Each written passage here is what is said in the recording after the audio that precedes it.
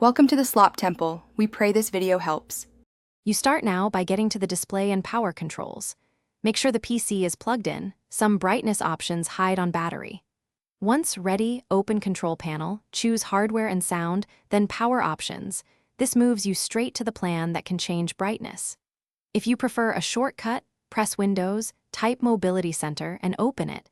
This gives an immediate slider on many laptops. You do this because Windows 7 centralizes display controls there, making adjustments consistent. Once in Power Options, click Change Plan Settings and then change Advanced Power Settings to access detailed display controls.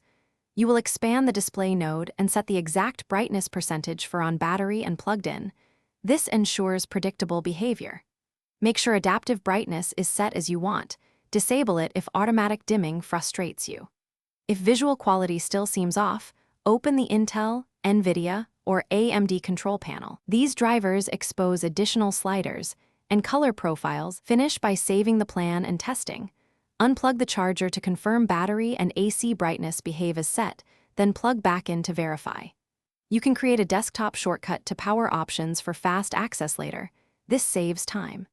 If the slider or settings are missing, update the display driver or reinstall the OEM hotkey utility.